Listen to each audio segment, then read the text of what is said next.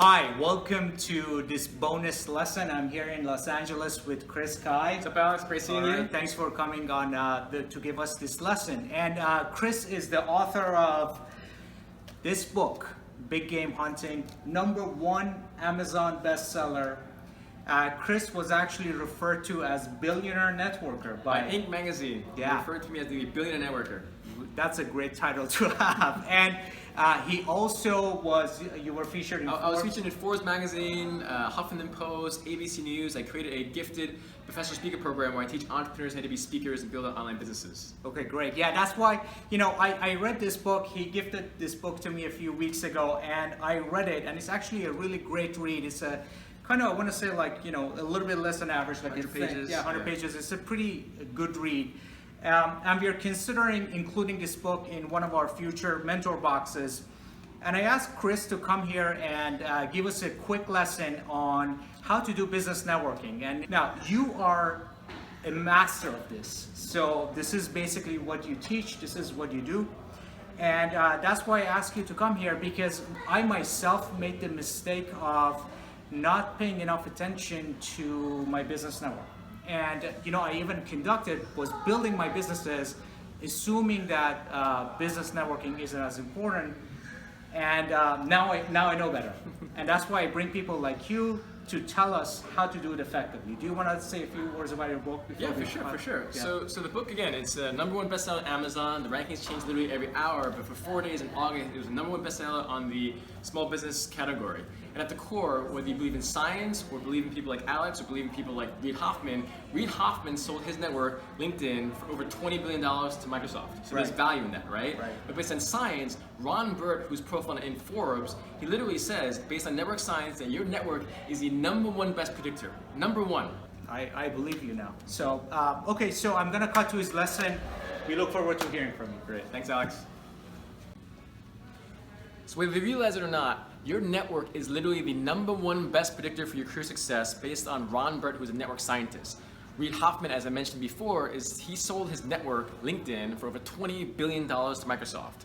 Now, if you realize this, right, Gallup poll has polled a lot of people, over 100,000 people at different points, and they found that 87% of people are not happy with their jobs. Also, according to an Inc. article, 96% of businesses fail within 10 years. If you want to prevent this failure, start building a network. It's one of the most important things to do. So what I'm going to do is this. There are 20 specific chapters in this book based on 20 years of experience, and it's divided into before, during, and after. Before I begin, one of the most important things you must know is that you have to stand out.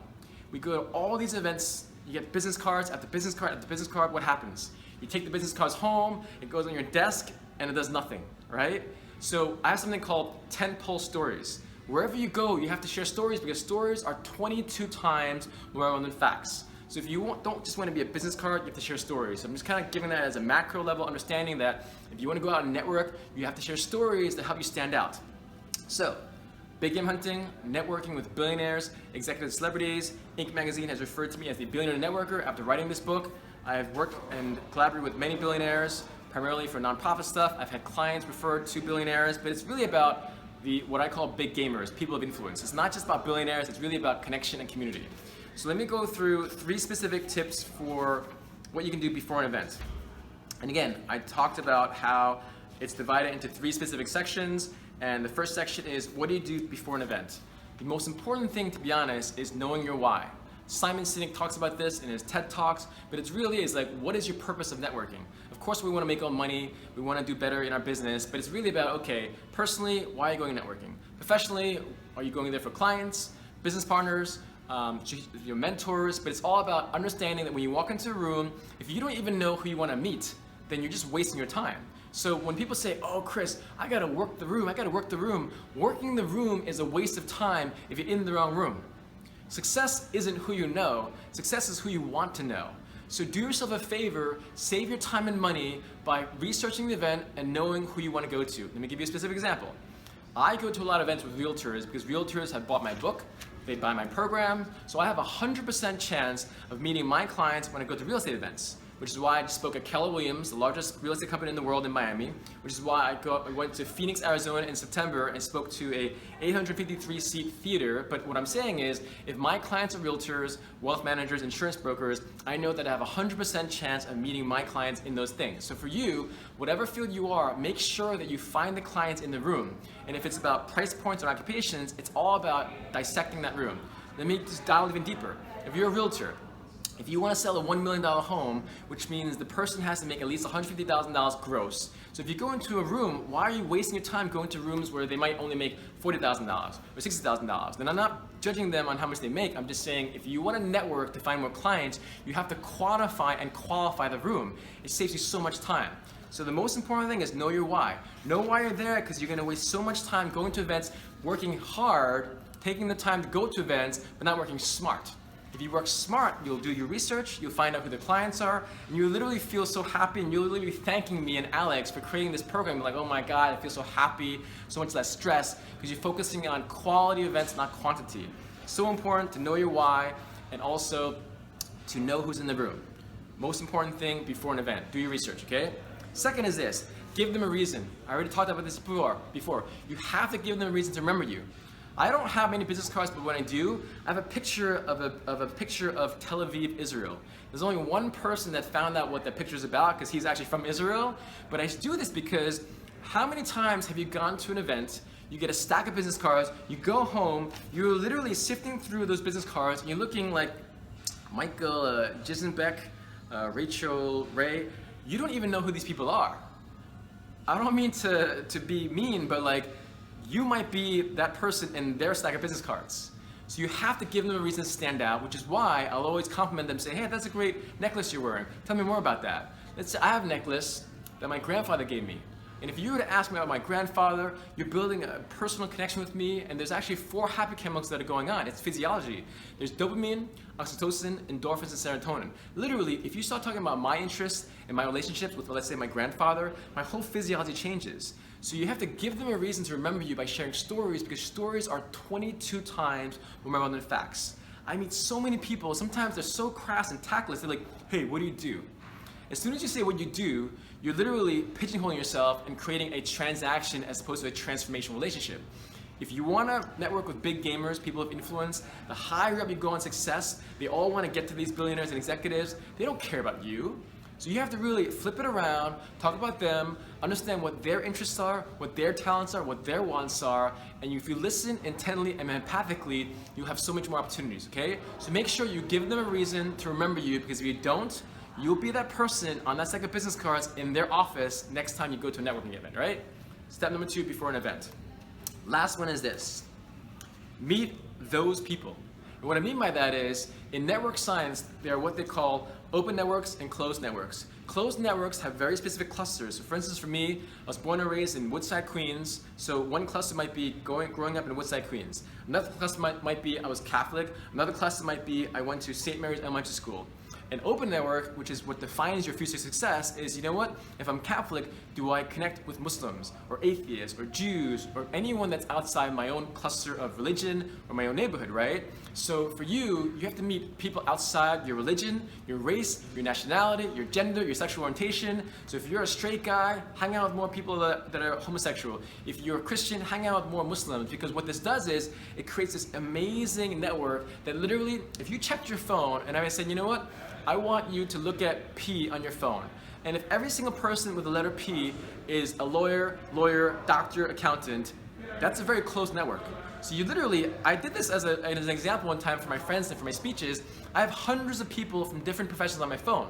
So literally, I have a colleague named Marna who works for Tai Lopez. She says, Chris, I need 3 speakers on these 3 days. Can you help me? I got her 3 speakers on those 3 days within 2 hours. One was a real estate executive, one was a wealth manager, and one is a national bestseller author and speaker. But again, it's because I have an open network, and I want to help and add value, so if I don't have this open network, you can't help people with their career. So make sure that you have and meet what I call those people, which is creating an open network to give you more success. And this is empirically studied. This is not my opinion, okay? As a recap, 3 lessons before an event. Make sure you know your why. Know why you're going there. If it's for clients, make sure the people in the room, you have the highest probability of meeting people that are in the room that are clients by just researching it, going to the websites, because some websites will literally tell you 38% are senior executives, 50% are middle management, so make sure you do your research. Second tip is give them reason. Stories are 22 times more memorable than facts. So make sure you share stories about yourself, about your family, about your interests. And lastly, make sure you meet those people. You have to have an open network, because if everyone on your phone went to the same high school as you did, went to the same college as you did, they're all the same gender, same religion, same occupation, you're not going to be as successful as you can be if you do not create these open networks. So the 3 lessons before an event. Hopefully you enjoyed that. Wow, that was great. Awesome. Thanks so much again for All this right, opportunity, thanks Alex. for coming. 2 things I want to call out. One, you said, great book, by the way. I've read it. We're considering including it in Mentor Box. 2 things I wanna call out. One was, you said stories are a lot more important than facts, and it's such a powerful concept that most people don't even think about. They think everything is just, just throw things at people. But the thing is, without a story, most people don't even receive. They're not ready to receive. So stories is what, in human communication opens the door. Yeah. So I mean, look at like Elon Musk. right. The story of a man that's creating an entire industry on cars, or the story of a man that wants to colonize Mars. Look at Howard Schultz, who said, I was inspired being in Italy, sipping cappuccino in piazzas, and I want to create Starbucks. Right. Look at Bill Gates. I'm going to get a computer on everyone's desk in every home, but it's a story that inspires. Right. Yeah, I mean, it's just I can't emphasize this enough. The second thing I want to actually call out is that you guys probably noticed there's a lot of science to networking. I mean, it's not, to some people it comes naturally, to some people it doesn't, so it's different degrees, obviously. But regardless of how good you are, you can always be better by working on it and be systematic about it. And the things that Chris just talked about, I mean, tip of the iceberg. So, people who don't actively think about the science or their method of networking, some of them do okay, most of them actually don't do okay.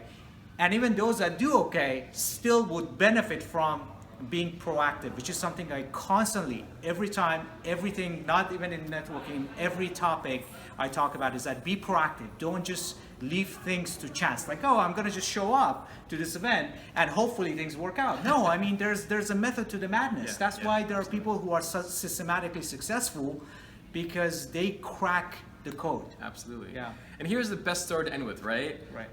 Steve Jobs and Wozniak.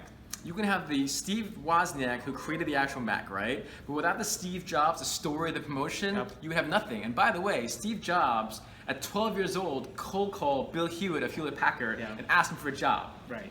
So he's building his network. He's literally expanding his network at 12 years old. Did he know that at the time? But no. But again, you can have Wozniak, but if you don't have Steve Jobs, you will not have Apple. Yeah, I mean, that's a great story. Actually, that actually tells you how, like, basically people don't become successful just because of coincidence. I mean, yes, you can win lottery and win a lot of money, but you see these people that systematically win throughout their lives, and it's because they're conscious about how they approach problems. Like networking, they are conscious about it. They push themselves to be better and better at it. Great story, and thanks a lot for coming. Thanks so much, Alex. Yeah. Awesome opportunity. Look forward to meeting you all one day. All right, guys. Thank you for listening. Bye.